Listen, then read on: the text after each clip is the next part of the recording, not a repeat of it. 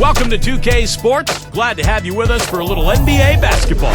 A Tuesday night NBA presentation. It's the Brooklyn Nets going up against the Miami Heat. And that'll do it from the studio.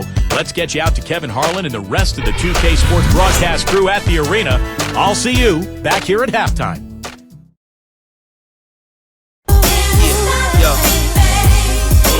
Yes, I does that. What everybody trying to be now, I was that. They could never stop me, that's why I love rap. Been living the life, crazy ice. The swag, the gear, the bread, all the whips is a year ahead. I only fear the feds.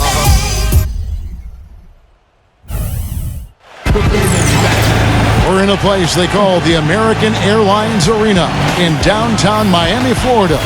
Right on the water, the home of the Heat, where we're broadcasting live today. I'd like to welcome you to the NBA on 2K Sports.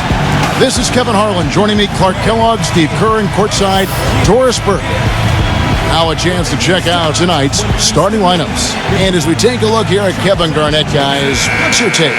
Well, the biggest thing with Kevin Garnett is the impact he has on the game at the defensive end of the floor. He covers so much space. He's got those long arms. He's a wonderful communicator, kind of the quarterback of that defense. And he will shut down the player he's guarding on a nightly basis. You know, it isn't just on defense that KG is a quiet influence. When he's on O, even if he's not scoring, he's drawing attention, creating space for his teammates, and then finding them for easy baskets. You just don't find post players like him very often. He's a once-in-a-generation kind of player. You take a look at the Nets. In fourth place in the East, this is a confident team. They're not backing down from anybody. Well, they've cemented their status over the course of the year as one of the elite teams in the NBA. They've done everything that was expected of them over the course of the season, and they've really got it rolling. Yeah, you know, Steve, that success, though, can be like a vapor and go up in smoke, especially if they don't have the same success in the upcoming postseason. They've set the bar very high for themselves, guys. You know, with so many injuries to his team during last season, Paul Pierce easily could have taken things lighter, but he just doesn't roll that way. I mean, as a matter of fact, he played through a pinched nerve in his neck just to stay on the court when his team needed him. He is truly one of the all-time great players in the league and one of the outstanding Celtics of all time, too. And that's saying a lot with all of the Hall of Famers that have worn the green and white.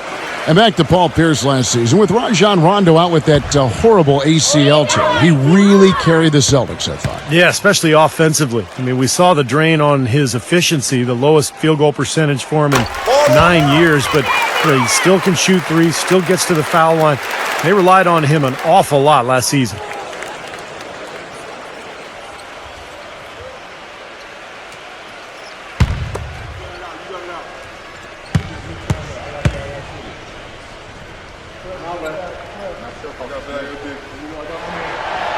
He makes one of two that time.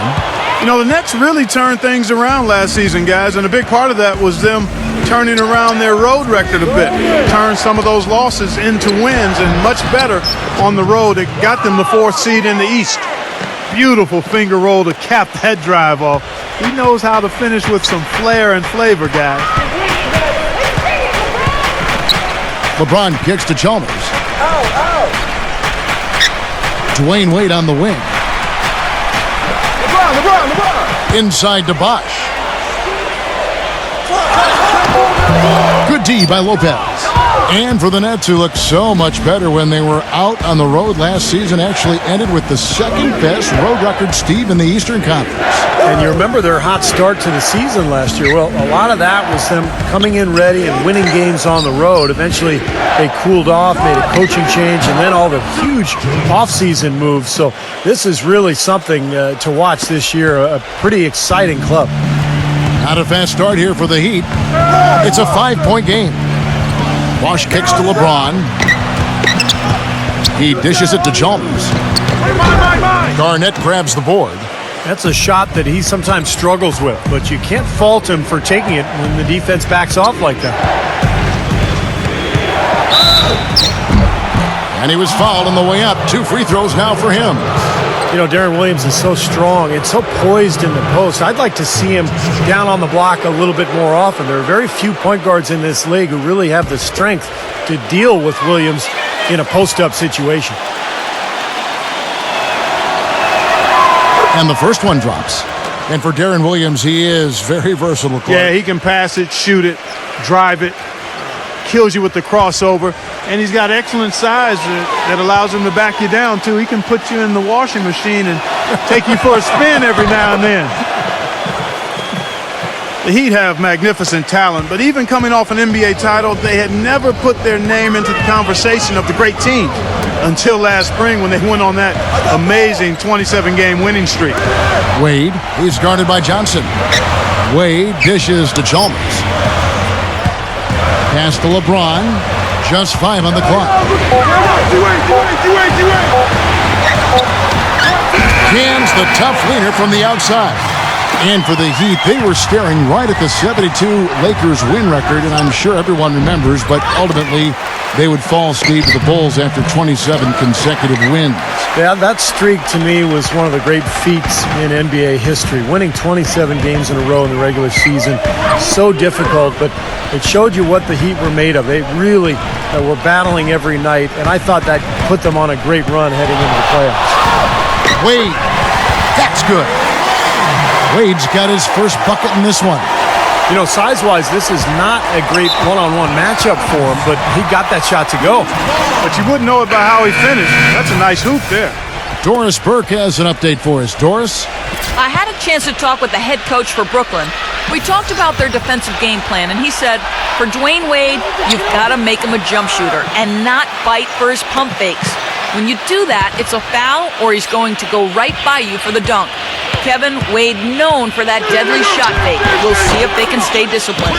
Thank you, Doris. He presents a defender with a serious challenge, always.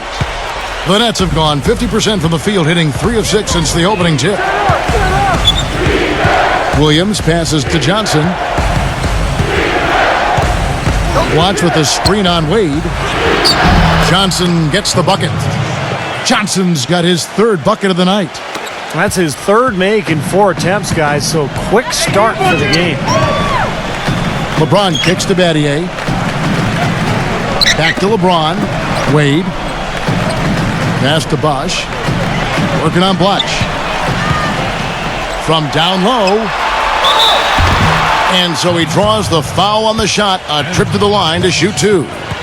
You know, Miami went to that smaller lineup last season, and a big change in that was having Chris Bosh move over to the 5 spot. Not his natural position, but I thought he held his own both offensively and defensively playing in the middle.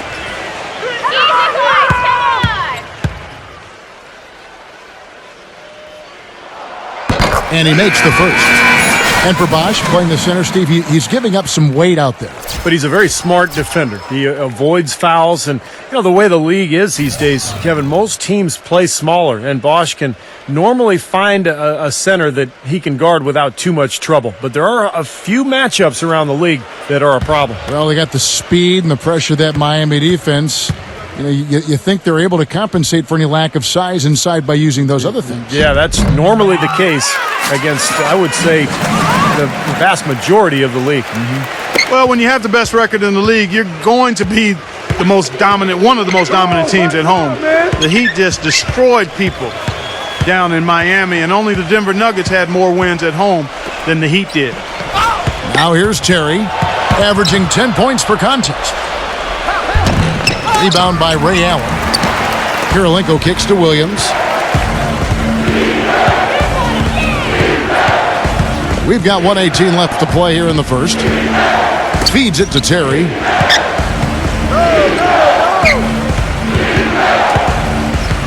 Clock at 6. And foul called as he misses. He'll go to the line and shoot 2. And how crazy is that from the Heat to win as many games as they did last season, but still be second in the league in home wins? Still, we're far and away number 1 at home in the East. Well, yeah, the Knicks were the closest team in the East, but they still had 6 fewer wins at home than Miami. But the Heat really just did what they had to do to put themselves in position to go on to their second NBA title in a row.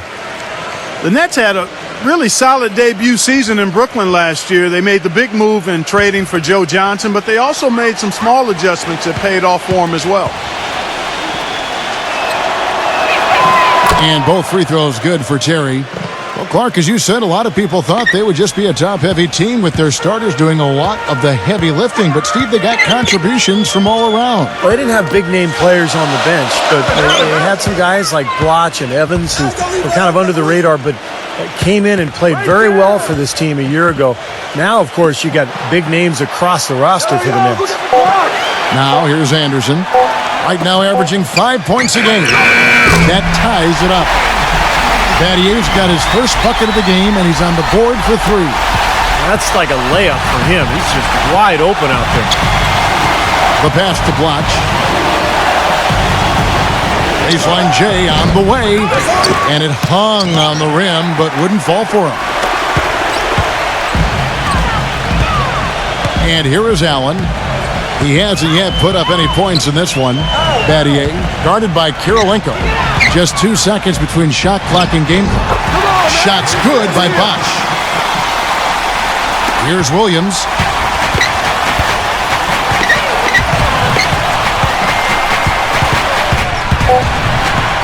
The jump hook with 1 on the clock. And a foul on the shot. He'll go to the stripe for 2. That's on Chris Anderson. The Nets shooting their 5th and 6th free throws of the game. And for the season, guys, they're about 73% from the line, so kind of a mediocre shooting club. You know, they've really put themselves behind the 8 ball in so many of their games because they just have not been able to knock down those foul shots. Free throw good, Williams. And the Heat making a change here.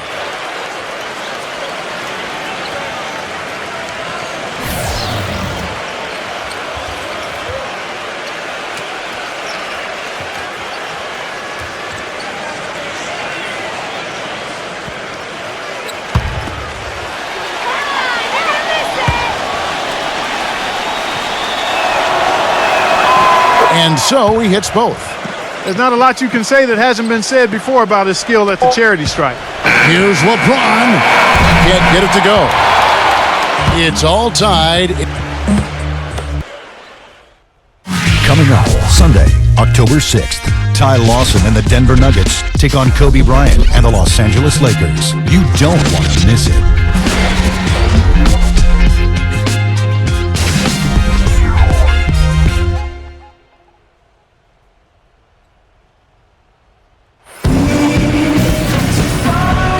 Up to this point, a closely contested game as we start the second quarter. And before we move on, what do you guys think about what we've seen so far from the Heat? And a good start for this club. I like the way they played together, really moved the ball and did a nice job offensively.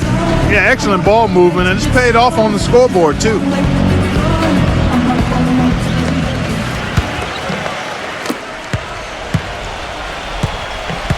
Setting the floor for the Nets. At the guards, Deron Williams, and the Jet, Jason Terry. Evans is out there with Andre Kirilenko, and it's Blotch in at the 5. Here's Williams. Shot is off, and the Heat going the other way now. This, of course, their first look at the Nets.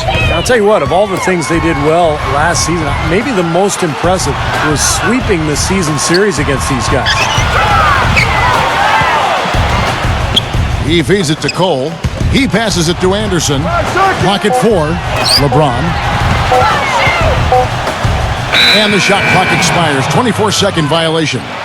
Now we get a chance to check out the numbers for Ray Allen. How this year has shaped up for him. 4th in free throw percentage.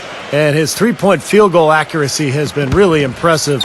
He's ranked in the top 15. I want to take a minute here to get in a quick word about his outstanding free throw percentage. I mean, you can see how he's brimming with confidence at that line. And Doris Burke has something for us. Hey, Doris. Yes, Kevin. For Jason Kidd, a Hall of Fame caliber point guard in his 19 years as a player, about a week after retiring, it was announced he'd return to the league as head coach of the Brooklyn Nets. He said, quote, "I went from being one of the oldest guys in the league to being a rookie all over again." Kevin, he said it makes him feel young again. Nice to have him back. Thanks, Doris. Shots good by Blotch. Both of these teams battling last year near the top of the conference. I know it's a little bit of a shame it was so lopsided, but we'll see how things play out this year. Brooke Lopez is checked in for Reggie Evans. And a chance now to look at the small forwards who have been dominant this season offensively. LeBron James third, fourth Paul Pierce. Those are some tremendous athletes, as we're used to seeing at that spot on the floor. You know, they can pretty much all give phenomenal individual performances on any given night. And most nights, that's exactly what they do. Every team wants and needs scoring from the small forward position. And all of the players on that list provide it. Wash kicks to LeBron. Goes up at the stripe. Rebound, Brooklyn. It seems for the past few years, the only time you heard about Brook Lopez's name was in what the Nets would give up for Dwight Howard. I mean, well, all of that talk goes away now, at least for a minute, because he signed that extension with the Nets. And because of that, I think he was more comfortable, and it showed in his production on the floor. Terry, that's a 2. That's good on the jump shot. And now a 4-point Nets lead. And here comes LeBron. Right now averaging 27 points a game. Kicks it to Cole. Back to LeBron. The feed to Cole. LeBron outside. Battier defended by Blanche. 5 on the clock. It's LeBron with the drive. Tries again. And stolen by Deron Williams.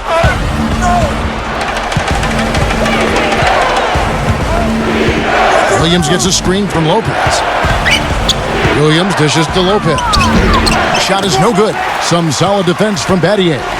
And for Brook Lopez, a max contract going into last season. It raised some eyebrows for sure, but the way he's elevated his game, it looks like right now at least, he's been worth every penny. Yeah, I agree with that. First-time All-Star, he improved as a shot blocker and a rebounder. And, you know, I thought he should have gotten maybe some votes at least for most improved player last season. Big reason why the Nets improved so much. That's a good point. So the whistle blows on the shot and 2 free throws for the contact right there. Well, it's been an interesting few years for Deron Williams and a lot of controversy involving his coaches. So Williams looking for stability and also I think looking for maybe an improved reputation as this season unfolds.